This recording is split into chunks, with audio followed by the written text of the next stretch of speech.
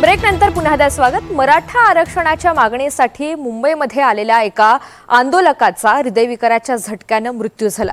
या आंदोलनाची दगदग सहन न झाल्यामुळे जरी त्याचा मृत्यू झालेला असला तरी सुद्धा अल्पभूधारक शेतकऱ्यांचे प्रश्न या घटनेमुळे पुन्हा एकदा अधोरेखित झालेले आहेत।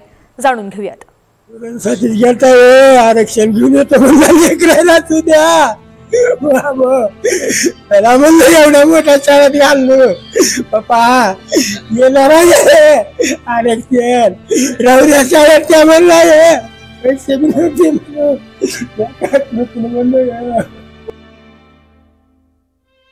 हा आक्रोश आहे एका पित्याचा, ज्याच्या अवघ्या 35 वर्षाच्या मुलाचा मराठा आरक्षणाच्या लढ्यादरम्यान हृदयविकाराच्या झटक्याने मृत्यू झालाय।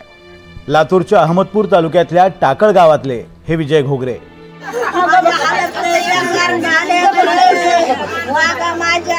मनोज जरांगे पाटलांनी दिलेल्या चलो मुंबई नाऱ्याला प्रतिसाद देत विजय घोगरे हे आपली गाडी घेऊन गावातल्या इतर समाज बांधवांसह मुंबईकडे रवाना झाले।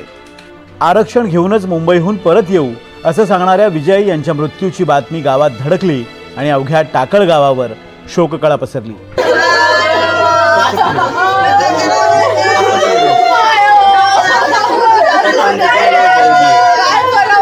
साहेब, विजय घोगरेला ज्यावेळेस आपण पाहतो त्याच्या फेसबुकवरला आपण जर पाहिलं तर तो एक आमच्या गावातील भिन्नीचा शिलेदार मराठा सेवक होता, मराठा योद्धा होता आणि त्याचा युद्धामध्ये त्याचं नाव विजय आणि त्यांनी विजय प्राप्त केलेला आहे। विजय आरक्षणावर आरक्षण मिळून विजय घेण्यासाठी तो मुंबईला गेला आणि मुंबईमध्ये त्याचा हृदयविकाराने तीव्र मृत्यू झाला हे आपणा सर्वांस ज्ञात आहे। पण माझं म्हणणं वैयक्तिक असं आहे, हा त्याचा नैसर्गिक मृत्यू अजिबात नाहीये, हा त्याचा केलेला व्यवस्थेनं खून आहे। एखाद्याला चाकू मारून किंवा एखाद्याला भोसकवून एखाद्याला विष देऊन मारणे हाच मृत्यू नसतो, हा खून नसतो। पण त्या सदृश्य परिस्थिती जी निर्माण केली जाते आणि त्या परिस्थितीनं निर्माण केल्यामुळं त्याचा ताण त्याच्या डोक्यावर येऊन त्याचा मृत्यू झालेला आहे। हा खून शासनानं केलेला आहे। पासून लढतोय आणि त्याला सरकारने न्याय दिला पाहिजे, आमची सर्वांची भावना आहे। आणि घरची परिस्थिती एवढी हालाकीची आहे ना, तुम्ही सर्वांना पाहिलं, आता जाऊन स्वतः बघताय तुम्ही, त्यांच्या घरचे लहान लहान मुलं आहेत, आई वडील पत्नी आणि 2 लहान मुलं आहेत, त्यांचं एकदम नॉर्मल परिवार आहे। त्या परिवाराला सर्वांनी सहकार्य केलं पाहिजे। सरकारला एकच विनंती आहे की त्यांना आरक्षण देऊन विजयचा जे शहीद झालाय त्याच्याबद्दल सरकारनं गांभीर्यानं लक्ष देऊन त्यांना आरक्षण द्यावं ही आमच्या सर्वांची गावकऱ्यांची इच्छा आहे। हा बळी नैसर्गिक नसून हा शासनानं घेतलेला बळी आहे आणि शासनावर मनुष्यवधाचा गुन्हा दाखल व्हावा ही आमची प्रमुख मागणी आहे। लेकराला त्यानं स्वतः सांगितलं की त्याचं गोल्या म्हणते त्याला आवडीनं, गोल्या तुला आरक्षण घेऊन येतो म्हणून ते सराटीला गेला आणि त्याचा ह्या शासनाच्या गैरसोयीमुळं त्याचा तेवढा अंत झाला आहे। आता काय खावं ह्या घरच्या माणसानं, कसं राहावं? त्या माणसाला जगायला एकमेव आधार होता, तेवढा एकच त्याचा आधार हरपला, सगळं देह बांध झाले घर। आज काल कळाल्यापासून त्या घरातल्या एका माणसाला पाणी शिवलं नाही, चक्र येऊ सगळे माणसं बेहोश परिस्थितीत पडत आहेत। काय या सरकारला जाण येईल तेव्हा येईल, त्या घराची जिम्मेदारी घ्या कुणी, त्याचं आता कसं कसं ठरावं हीच आता आम्हाला कोड आहे। विजय घोगरे यांच्या मागे वृद्ध आई वडील, पत्नी आणि 2 मुलं असा परिवार आहे। 6 जणांच्या कुटुंबाचा अवघ्या 2 एकर कोरडवाहू जमिनीवर उदरनिर्वाह चालणं अशक्य झाल्यानं विजय हे एका रुग्णालयात कामाला लागले।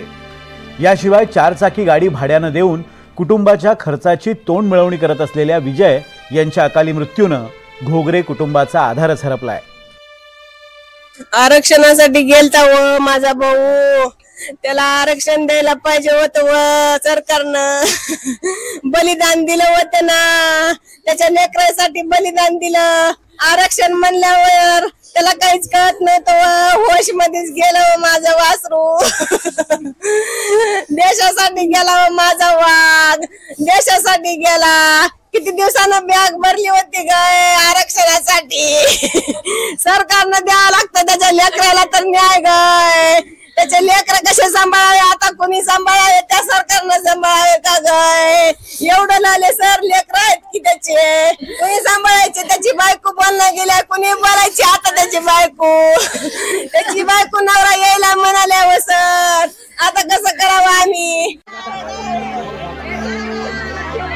घोगरे कुटुंबाची ही व्यथा फक्त या एकट्या कुटुंबाची नाही आहे, तर मराठवाड्यातल्या बहुतांश अल्पभूधारक शेतकऱ्यांची सुद्धा तीच व्यथा आहे। सरासरी 5 एकर म्हणजेच 2 हेक्टरपेक्षा कमी जमीन असणारे शेतकरी हे अल्पभूधारक मानले जातात. राज्यातल्या एकूण जमिनीपैकी फक्त 20% जमिनीवर सिंचनाची सुविधा उपलब्ध असून उर्वरित शेती ही केवळ पावसाच्या पाण्यावर अवलंबून आहे. एकट्या मराठवाड्यात 40% शेतकरी हे अल्पभूधारक आहेत. 2023 या वर्षातील महाराष्ट्र राज्याच्या आर्थिक पाहणी अहवालानुसार राज्यात अल्प आणि अत्यल्प भूधारक शेतकऱ्यांची संख्या 79.5% पोहोचली आहे. त्यातच वारंवार येणाऱ्या दुष्काळामुळे अल्पभूधारक शेतकऱ्यांची परिस्थिती आणखीनच बिकट झाली आहे.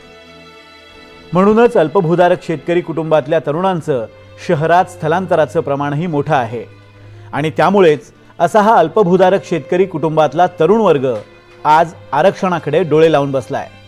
हे आरक्षण आपलं जगणं सुसह्य करेल या मोठ्या आशेनं हा तरुण आज पावसापाण्यात मुंबईच्या आझाद मैदानात एकवटलाय. आता पाहायचंय की त्यांच्या या प्रयत्नांना कितपत यश येतंय.